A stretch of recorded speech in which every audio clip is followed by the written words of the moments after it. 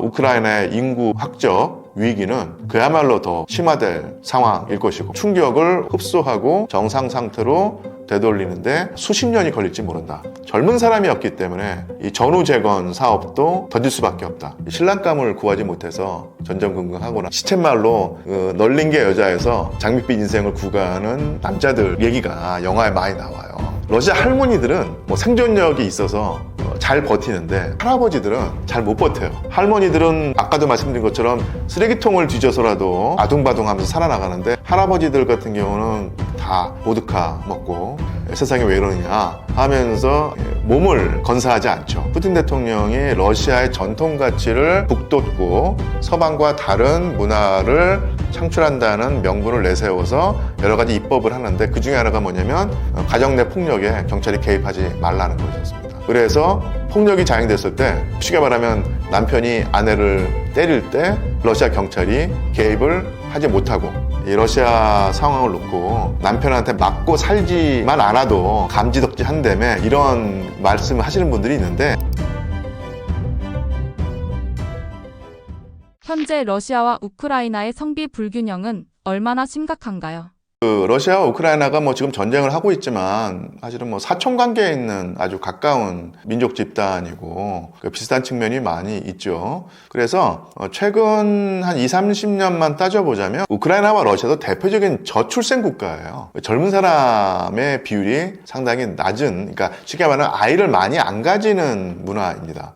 물론 정교 문화의 특성상 그리고 조금은 앵글로색슨이라든지 게르만과는 다른 슬라브 민족의 가족을 좀 중시한 측면이 있지만 그런 전통과는 또 별도로 현대 우크라이나와 현대 러시아에서는 젊은 사람들이 아이를 많이 가지지 않으려고 하죠. 그것이 추세고 또한 구체적으로는 1990년부터 공산주의 체제에서 자본주의 체제로 전환하는데 15년 사이에 엄청나게 큰 고통을 겪었어요. 경제가 거의 망가졌고 사회보장 시스템이 완전히 중단이 됐고 그리고 정치 혼란이 있고 해서 누가 보더라도 그 10년, 15년 사이에 안정된 삶을 영위하기가 쉽지가 않았거든요. 저 같은 경우도 1990년대 중후역부터 2000년대 초에 러시아에 자주 갔었는데 그때 그 혼란상을 다시 한번 되짚으면 내가 만약에 저때 러시아 국민이거나 우크라이나 국민이었으면 결혼을 해도 아이 못 가지겠다 싶을 정도로 사회가 불안정했거든요. 그래서 1990년대와 2000년대 아이가 안 태어나면서 지금 그때 태어난 아이들이 지금 20대, 30대가 됐겠죠. 그래서 이게 인구 다이어그램을 그리면요. 20, 30대 인구가 아주 온폭 들어가가지고 스페이드 모양을 합니다. 그래서 중년층, 노년층은 비교적 많은데 20, 30대 한창 일할 경제활동 인구가 상당히 적은 이런 인구 구조를 가지고 있죠. 이게 인구학적인 위기입니다. 2022년에 벌어진 전쟁이 이런 우크라이나와 러시아의 공통된 인구 위기에 어떻게 작용하는가 또 한번 살펴볼 필요가 있을 텐데요. 이 전쟁에서 얼마나 많은 사람들이 죽었는가는 아직까지는 딱 부러지는 정답은 없습니다. 정말로 많은 추정이 난무하고 프라파간다가 난무하죠. 예를 들어서 러시아 같은 경우는 우크라이나 전사자 수를 굳이 특정하진 않는데 우크라이나 정부 같은 경우는 러시아 전사자 수가 50만 명, 60만, 70만 명이다. 이렇게 아주 그냥 특정해서 말할 정도거든요. 이게 어마어마한 숫자죠. 하지만 그렇게까지는 안 될 것 같고요. 여러 가지 추정치를 종합해 보면 정말로 이건 추정입니다. 추정이라고 알아두시고 러시아는 아마 전사자 수가 10만 명과 20만 명 사이에 있을 듯 합니다. 부상자도 꽤 많이 나오겠지만 전사자 수만 따지면 그럴 것 같고요. 우크라이나 같은 경우는 공식적으로는 5만 명 얘기하는데 그건 택도 없는 숫자고요. 아마 러시아의 최소 2배, 최대 한 4배 정도의 사망자를 냈으라고 생각을 합니다. 추정을 하죠. 정말로 또 한번 자신 없는 추정이지만 한 50만 명을 상회 한다고 보입니다. 이런 정도의 충격을 받았고요. 근데 이것이 두 나라의 인구 구조에 어떤 또 충격을 줄 것인가, 또 한 번 충격이 가해지는 것인데, 사실 역사를 놓고 보면요, 전쟁으로 많은 사람이 죽지만 그 전쟁으로 인한 전사자 수를 금방 상쇄하는 베이비붐이 일어나거든요. 전쟁 뒤에. 그래서 경험칙을 본다면 전쟁으로 많은 인명피해가 나지만 그 인명피해는 상당히 빠른 시일 안에 복원이 되기 마련이다. 물론 다 비극이지만 인구학적으로 따져보면 그렇습니다. 그래서 러시아도 나름대로 그 인구 충격을 받고 그것을 이제 복원하는데 시간은 걸리겠지만 사실은 복원이 될 거예요. 근데 문제는 우크라이나입니다. 그러니까 우크라이나 같은 경우는 일단 러시아보다 많은 그 인명피해가 난 것도 사실이고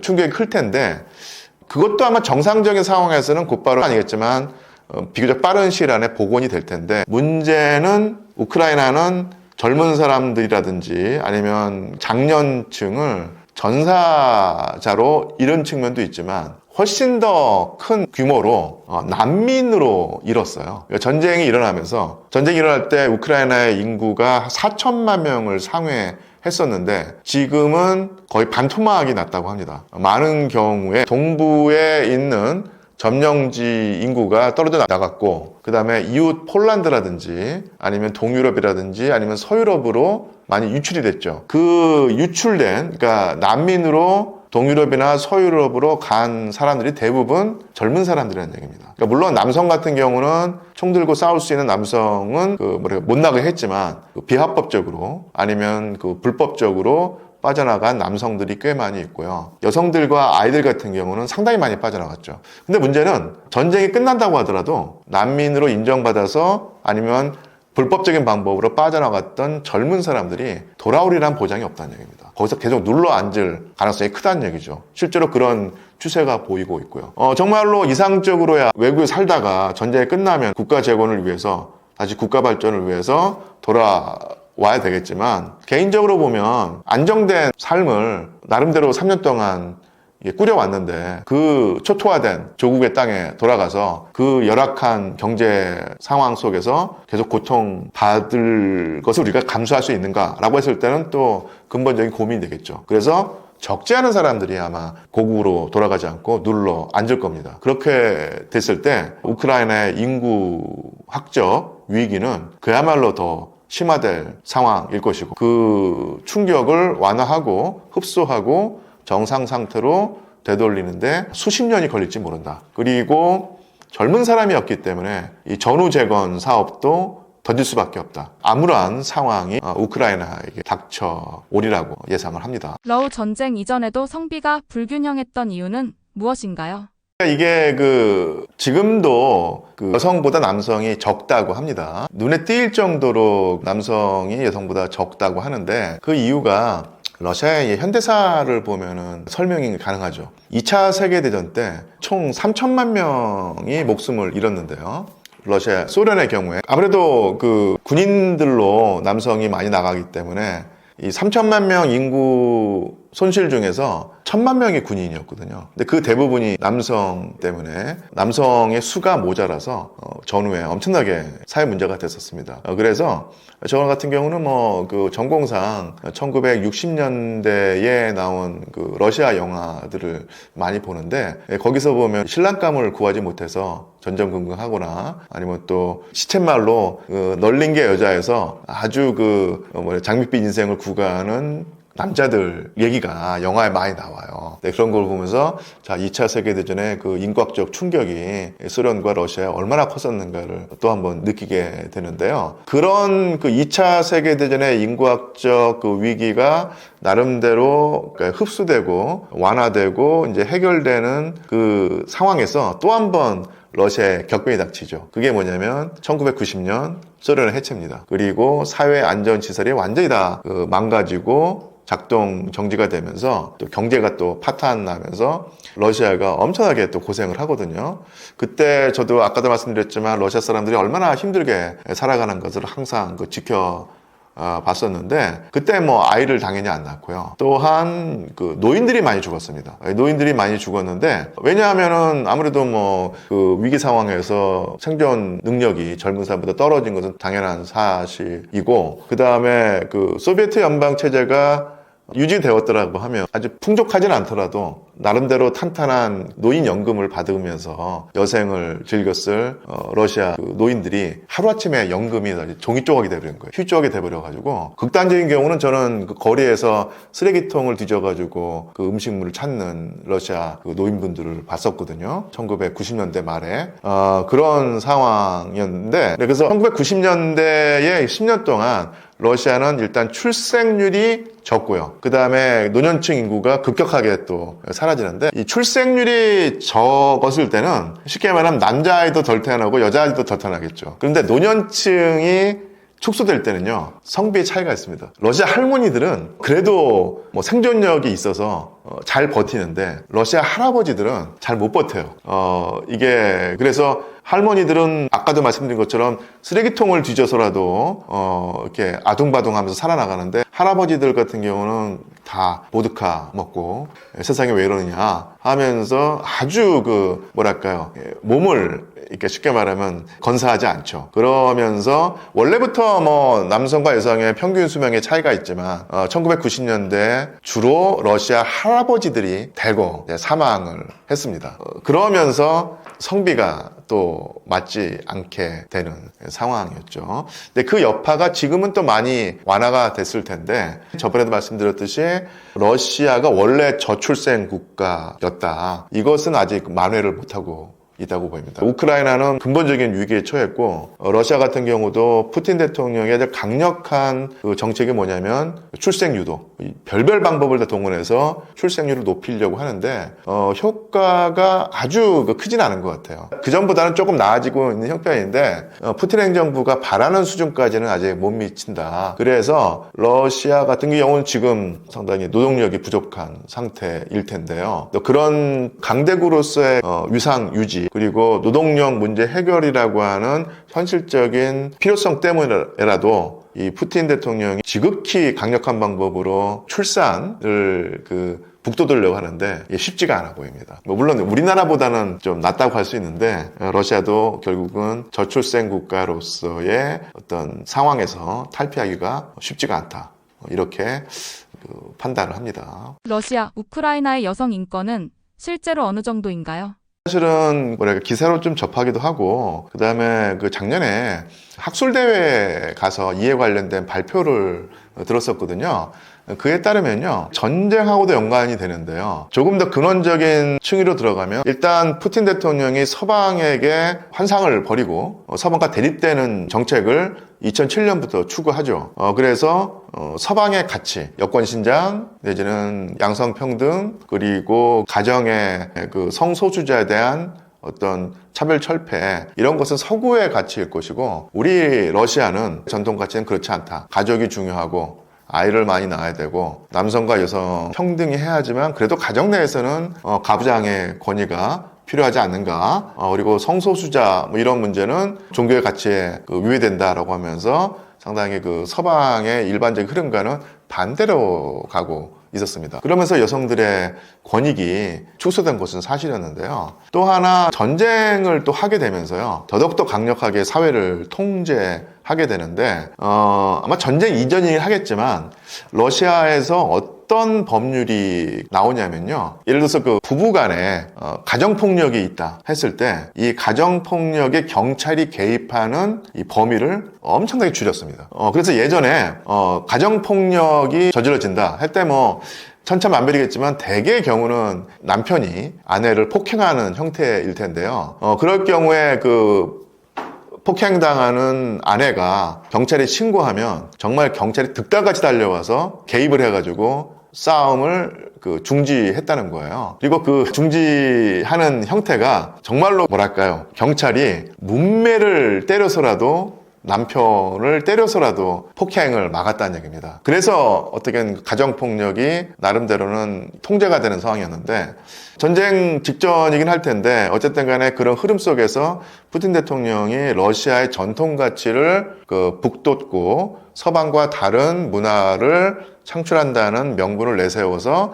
여러 가지 입법을 하는데 그 중에 하나가 뭐냐면 가정 내 폭력에 경찰이 개입하지 말라는 것이었습니다. 그래서 폭력이 자행됐을 때 쉽게 말하면 남편이 아내를 때릴 때 러시아 경찰이 개입을 하지 못하고 하지 않는다는 얘기죠. 그래서 어떤 일이 벌어질까요? 당연히 엄청나게 많은 가정폭력이 저질러지고 남편이 아내를 폭행하는 상황이 다반사가 됐다는 얘기입니다. 그러니까 이런 면에서 보면 여성의 기초적인 어떤 권리가 푸틴 행정부 특히 최근에 들어서 엄청나게 제한됐던 것이 분명한 사실이고요. 역시 사회 문제가 됩니다. 그래서 가끔 가다가 어떤 분들은 이 러시아 상황을 놓고 거기는 그렇게 남편이 때린다며 그래서 남편한테 맞고 살지만 않아도 감지덕지 한다며 이런 말씀을 하시는 분들이 있는데 그것이 러시아가 항상 그랬던 것은 아니고요. 비교적 최근에 나타난 현상이라는 거. 이것이 바로 서방과 러시아의 관계 변화, 그리고 러시아 사회의 보수화, 그리고 더더군다나 전쟁을 하면서 당연히 전쟁을 하는 사회는 이게 경직되기 마련이거든요. 그러니까 이런 상황과 맞물려서 나타나는 현상이다. 그래서 비교적 최근의 현상이라는 것, 그 전까지는 그렇지 않았다. 라는 사실을 좀 인식하면은 조금 더 러시아의 실상이 정확하게 이해될 것이라고 생각을 합니다. 정말 원론적인 얘기인데요. 우크라이나 러시아 전쟁은 단지 두 나라의 갈등으로 끝나지 않고요. 지각판과 지각판이 맞물리는 그리고 충돌한 상황이 있기 때문에 여파가 정말로 인파만파로 퍼져나가면서 우크라이나도 정말로 힘들게 된 상황이지만 파급 효과란 것이 전 세계에 미치고 있거든요. 유라시아 대륙에 직접적인 충격파가 미치고 있고 전 세계로 퍼져나가고 있습니다. 그리고 그 충격파가 미치는 곳이 바로 동북아시아 이곳이고 한반도 텐데요. 한반도가 그 직접적인 여파 속에 들어갈 것이고 오히려 동북아시아 특유의 고유의 어떤 대립관계라든지 갈등관계에 따라서 더 증폭될 가능성이 있어요. 그래서 정말로 주도면밀하게 우리가 슬기를 모으고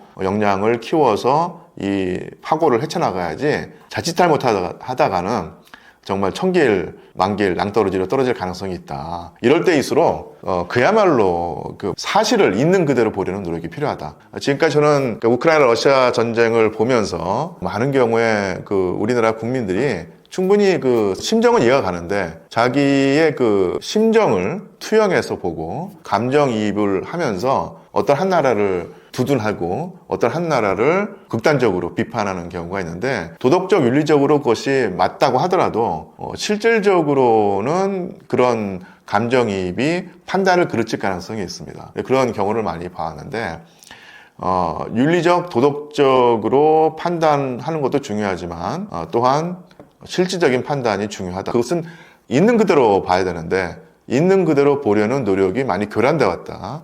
그런 측면을 우리가 다시 한번 곰곰이 곱씹어 보면서 앞으로라도 국제정세의 변화를 있는 그대로 파악을 해서 우리들의 앞날을 도모하고 우리들의 안전을 확보하자. 이런 말씀을 드립니다. 원론적인 말씀인데 원론일수록 더 중요하지 않을까 싶습니다. 미국과 러시아 간 종전 협상에서 우크라이나가 배제된 이유는 무엇인가요? 사실은 미국의 트럼프 대통령의 스타일 때문에 그런데요. 일단 트럼프 대통령은 협상을 통해서 미국의 국익을 극대화하는 것이 자기의 사명이다. 그리고 그것을 가장 잘한다는 자부심을 가지고 있을 텐데요. 협상이 진행될 때 참여하는 당사자가 적어야지 효율적인 협상이 이루어진다는 것이 트럼프의 지로원일 텐데요. 우리가 생각해 볼 수 있는 협상 당사자가 우크라이나, 러시아, 그다음에 미국, 유럽연합 등등일 텐데 트럼프가 볼 때는 여기에 낄 자격이 있는 당사자는 미국과 러시아뿐이다라고 생각을 합니다. 그래서 트럼프의 철학상 약한 존재는 이렇게 내팽개치듯 배제해도 아무런 문제가 안 된다고 생각을 하기 때문에 가장 힘이 강한 그리고 가장 중요하다고 생각하는 러시아와 미국만 협상 테이블에 앉을 수 있다 이렇게 생각하는 것이고요. 사실은 도덕적이나 윤리적인 측면에서는 문제가 있는 상황이지만 협상의 타결만을 놓고 보면은 충분히 적어도 이제 트럼프의 정신세계에서는 충분히 가능하다는 것이고 러시아의 입장에서도 우크라이나가 끼지 않는 것이 당연히 더 좋겠죠. 그래서 그런 면에서 이게 우기투합을 했다고 보입니다. 우크라이나 없이 진행된 협상의 주요 내용과 합의된 사항은 무엇이고 우크라이나의 반응은 어떤가요? 예, 일단 뭐 크게 두 가지가 생각나는데요. 하나는 일단 트럼프의 입장에서 보면은 지난 바이든 행정부 때 천문학적인 자금 지원을 우크라이나 측에 해주었죠. 그래서 우크라이나에 무기를 제공하는 데 들어간 돈도 꽤 있고, 그리고 그 무기 이외에도 그러니까 우크라이나라는 국가를 운영하기 위해서 군인들에게 수당도 줘야 되고, 노인분들한테 연금도 줘야 되고, 공무원들한테 월급도 줘야 되는데, 그러니까 이런 자금이 없었기 때문에 우크라이나의 국가 기능이 마비될 상황에서 그런 사태를 방지하려고 그런 쪽에 자금 지원도 했습니다. 그런데 미국의 입장도 그렇고 사실은 트럼프 입장에서 보면은 이것은 무상 원조가 아니라 일종의 외상이었던 셈이에요. 그래서 외상을 주었으니까 그것을 받아내겠다는 얘기죠. 만약 바이든 행정부가 계속 유지가 됐거나 아니면 바이든 행정부의 노선을 계속 견지하는 후임자가 대통령이 당선되었다면 외상을 받더라도 상당히 오랜 기간 동안에 걸쳐서 띄엄띄엄 받든지 아니면 그 액수를 상당 부분 탕감해주는 상황도 가능했을 텐데 당연히 지금 미국의 대통령은 트럼프입니다. 트럼프는 준 외상을 100% 다 받아내는 것은 당연하고 거기다가 이제 덤까지 얹어서 120, 130%, 150%를 받아내려는 입장이죠. 이런 측면이 있고요. 그래서 우크라이나에 있는 사회 간접 자본이라든지 그리고 지하 자원 등등을 개발해서 얻는 수익을 미국이 가져가겠다. 그것도 아주 짧은 기간 동안에 가져가겠다라고 선언을 했습니다. 결국은 미국의 압박에 견디지 못하고 그것을 받아들이는 모양새가 되었죠. 트럼프의 논리가 아니 우크라이나와 미국 사이에 경제 협력이 이루어지고 같이 자원을 개발하는 이런 것 자체가 우크라이나의 안전 보장의 발판이다. 이런 논리를 들이밀었는데 이런 논리에 결국 젤렌스키가 굴복하고 만 셈입니다. 근데 한번 또 역사를 돌이켜 보면요, 미국이 자기에게 우호적인 국가라든지 아니면 동맹국에게 무기 및 군수물자를 천문학적으로 지원한 경우가 있습니다. 그 경우가 바로 제2차 세계대전 때 나치 독일과 맞서 싸우면서 미국과 동맹관계에 있었던 영국과 소비에트 연방에게 무기대여법으로 군수물자를 지원한 것인데 정말 천문학적인 금액의 군수물자를 지원했거든요. 근데 전쟁이 끝나고 난 다음에 1945년도에 영국으로부터도 모든 외상을 다 돌려받았고요. 소련으로부터도 다 외상을 돌려받았습니다. 영국 같은 경우는요, 사실은 나름대로 대영제국의 맹주였던 영국이 1945년 이후로 급격하게 위상이 떨어지는데 그 이유 중에 하나가 뭐냐면 미국에게 무기대여법으로 받은 외상을 갚으면서 경제가 완전히 미국에 종속돼 버린 거예요. 그래서 전후에 영국은 완전히 미국에게 경제적으로 종속된 국가가 됐는데 뭐랄까요, 매개체가 바로 무기대여법이었습니다. 그리고 소련 같은 경우도 1945년부터 2007년까지 거의 반세기에 걸쳐서 이 무기대여법으로 얻은 외상을 다 갚았습니다. 그리고 또 2007년도에 맨 마지막으로 변제를 했던 러시아 국가 원수가 바로 푸틴 대통령이었죠. 이렇게 영국이나 러시아 같은 강대국한테도 무기대여법으로 빌려준 돈을 다 받아내는 미국일 텐데 우크라이나에게 그 외상을 탕감해준다 이런 일은 없을 것이고요. 이런 과거에 비춰보면 미국의 행동이 어이없는 행동은 아닌 셈입니다. 이렇게 협상에서 우크라이나로부터 최대한 경제적 수익을 올리려는 이런 이슈가 협상에서 큰 쟁점이 됐고요. 거기다가 푸틴 대통령은 트럼프 후보에게 맞장구를 쳐서 우리가 점령하고 있는 우크라이나 영토, 러시아 영토로 편입된 곳에도 히토류 등 정말로 많은 천연자원이 있으니 이거 개발을 하는 거 미국과 함께 하자, 이런 식의 쟁점까지 나왔다고 합니다. 자, 그리고 두 번째는요, 상당히 중요한 쟁점이고 또 하나 이 쟁점을 만약에 빠른 시일 내에 해결한다면 그야말로 급속하게 전쟁이 끝날 가능성이 있고요. 여기서 만약에 의견이 조율 안 되면 상당히 오랜 기간 동안 협상이 지지부진할 가능성이 있는데 그것은 뭐냐면 우크라이나의 안전보장입니다. 우크라이나 입장에서 보면 대폭 양보를 해서 전쟁을 끝낸다고 하고 그리고 울며 겨자 먹기로 빼앗긴 영토를 러시아에게 아예 넘겨준다고 할 수 있죠. 한 가지 가능성인데 그러면서 내거는 조건이 있을 겁니다. 그게 뭐냐면 다시 러시아가 쳐들어올지 모르니 우크라이나로서는 대폭 양보를 해서 빼앗긴 동부 영토 그 20%를 러시아 영토로 인정할 수도 있다는 입장을 밝혔죠. 그러면서 반대급부로 반드시 받아내고 싶은 약속이 뭐냐면 전쟁 이후에 러시아가 또다시 우크라이나를 침공할 수 있으니 그에 대비해서 우크라이나의 그 국가 안보를 보장해달라. 가장 좋은 방법은 역시 우크라이나가 나토에 가입하는 것이다. 이겁니다. 그래서 우크라이나가 나토 회원국이 된다는 약속만 해준다면 우크라이나를 나토 회원국으로 받아준다면 협상에 적극적으로 임하겠다. 이런 입장을 밝혔죠. 젤렌스키 대통령이. 그런데 사실은 러시아 입장에서 보면 푸틴 대통령이 2022년에 전 세계의 비난을 감수하고 우크라이나를 침공했던 가장 중요한 이유 중에 하나가 바로 우크라이나의 서방 열강의 군대가 들어오는 것, 내지는 우크라이나가 나토에 가입을 해서 서방 진영이 되는 것이었습니다. 이것을 막기 위해서 전쟁을 했는데 3년 동안 러시아에게 큰 희생을 감수하고서 전쟁을 끝내는데 전쟁이 끝나고 나는데 만약에 우크라이나가 나토 회원국이 된다? 아니면 나토 회원국이 될 것이다 라고 하면 절대로 푸틴 대통령은 받아들이지 않겠죠. 그래서 아마 미국과 러시아가 협상을 할 때 푸틴은 강력하게 우크라이나의 중립화 내지는 절대로 우크라이나가 나토 회원국이 되지 않게 해준다는 약속을 트럼프에게 받아내고서 협상을 마무리하려고 할 겁니다. 이 두 가지가 가장 큰 쟁점이겠죠. 그래서 미국이 우크라이나에게 지원해준 무기대여법 원조를 전액 다 회수하는 것. 이 쟁점 하나가 있고요. 연관돼서 이제 우크라이나의 자원 개발에 관한 전후 복구에 관한 쟁점이 있고, 두 번째가 전후의 우크라이나의 지위를 어떻게 설정할 것인가, 중립국으로 할 것인가, 아니면 나토 회원국으로 인정해 줄 것인가, 쟁점 두 가지가 가장 핵심 사안이라고 생각합니다. 이 과정을 지켜보는 유럽의 반응은 어떤가요? 유럽연합으로서는 상당히 당혹스러운 입장을 보이고 있습니다. 그래서 마크롱 대통령이라든지 아니면 영국의 총리가 미국이 빠져나가도 유럽연합은 계속 우크라이나를 지원하겠다. 그리고 여건이 허락한다면 아예 자국의 군대를 우크라이나에 파견하겠다는 입장까지 보이고 있습니다.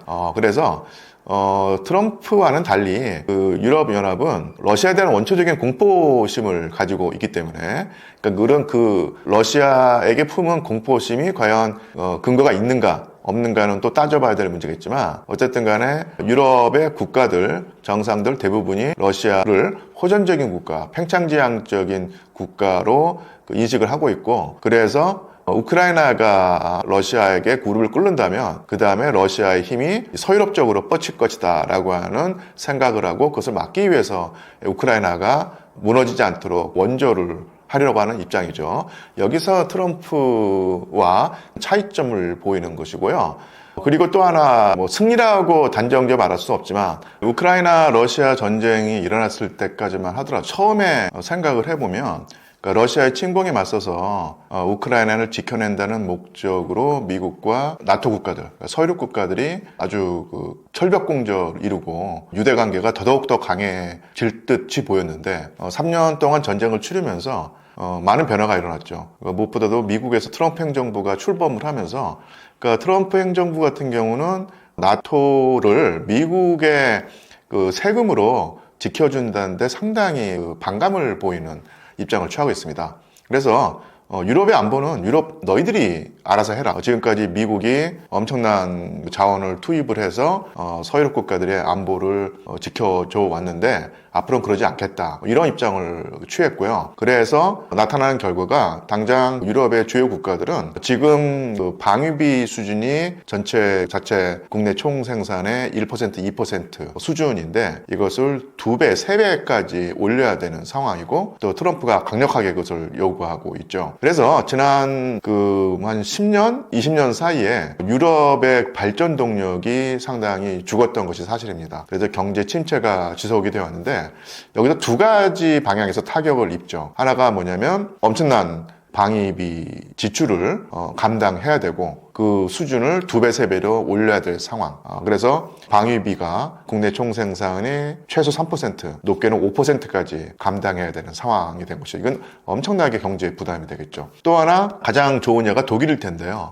독일 경제가 그나마 호황을 누려왔던 이유가 러시아로부터 엄청나게 값싼 액화, 천연가스, 에너지를 수입해서 단가를 낮춰서 경쟁력을 가져왔는데 또 그런 정책을 추진했던 인물이 바로 메르켈 총리였습니다. 그래서 메르켈 총리가 집권하고 있는 동안 러시아로부터 엄청나게 값싼 에너지 자원을 수입을 해서 독일 경제의 경쟁력을 높였고 했었는데 이게 이제 완전히 사라져버리죠. 그래서 미국으로부터 엄청나게 비싼 가격으로 러시아 천연 액화가스의 3배, 5배에 이르는 고가의 에너지를 써야 되는 상황이고 이것은 고스란히 독일 경제 경쟁력을 깎아먹고 있습니다. 그래서 이런 식의 두 가지 방향에서 충격이 오면서요. 방위비 부담 그리고 러시아산 천연자원 수입이 막히는 이 두 가지 요인으로 앞으로 향후 상당히 오랜 기간 동안에 그 서유럽의 경제는 휘청일 가능성이 있다. 우크라이나가 앞으로 취할 수 있는 전략은 무엇일까요?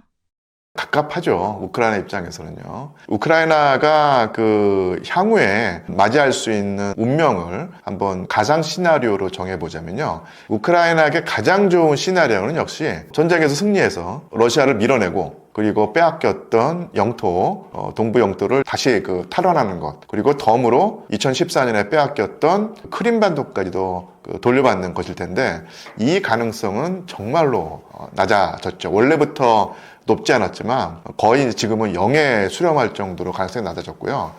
가장 최악의 시나리오는 뭐냐면요. 국가가 산산분해되는 겁니다. 그래서 동쪽 영토는 러시아가 차지하고 그리고 역사적으로 볼 때 우크라이나의 서쪽 영토는 오스트리아 영토이거나 폴란드 영토이거나 아니면 루마니아 영토였거든요. 만약에 우크라이나가 계속 빈사 상태에 빠져서 이도저도 못하는 그런 국가가 돼버리면 그리고 러시아가 대놓고 원래 자신들의 역사적 영토였다고 주장하는 동부 영토를 다 가져오게 된다면 예를 들어 폴란드가 옛날에 우리 땅을 되찾겠다. 그리고 또 루마니아가 예전에 2차 세계대전 때 우리가 뺏겼던 땅인데 돌려받겠다. 이렇게 나오면서 우크라이나가 4분 5일 될 가능성이 있습니다. 이것은 이제 가장 최악의 시나리오이기 때문에 이 또한 사실은 가능성이 높아 보이진 않는데 그렇다고 가능성을 완전히 배제할 수는 없다. 이렇게 되겠죠. 그나마 가능성이 높은 시나리오는 역시 동부 지역에서 러시아의 어떤 패권 내지는 우위를 인정해주고 그리고 러시아가 차지하고 있는 땅 우크라이나 영토 20%를 인정하는 것이겠죠. 그리고 서부 지역에서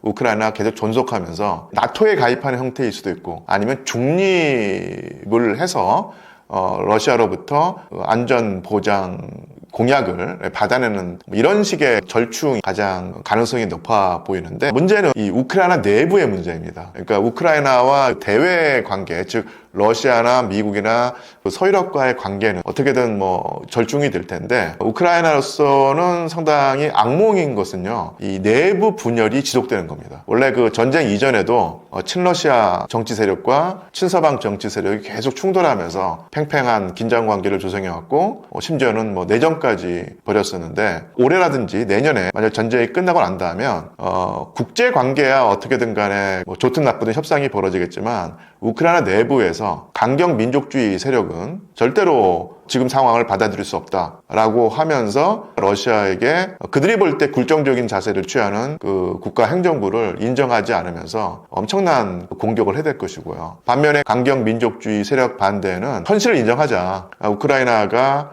러시아에게서 완전히 떨어져 나가서 완벽한 자주권을 가지는 것은 불가능하고 미국도 그런 러시아와 거의 같은 길을 걷고 있으니 현실을 인정하고 주변 강대국들의 요구를 들어주자 이렇게 나올 수 있거든요. 근데 또 한 번 이런 식의 현실파와 이상파가 우크라이나 안에서 갈등을 빚는다면 또 다른 내전 상태 2022년 이전보다 무질서했지 더 낫지 않은 상태로 지속될 가능성이 있습니다. 그러니까 이런 여러 가지 시나리오가 있는데 어느 쪽을 생각하더라도 우크라이나로서는 갑갑하고 답답하고 비참한 심정이 드는 상황을 피할 수가 없으리라는 예상이 됩니다.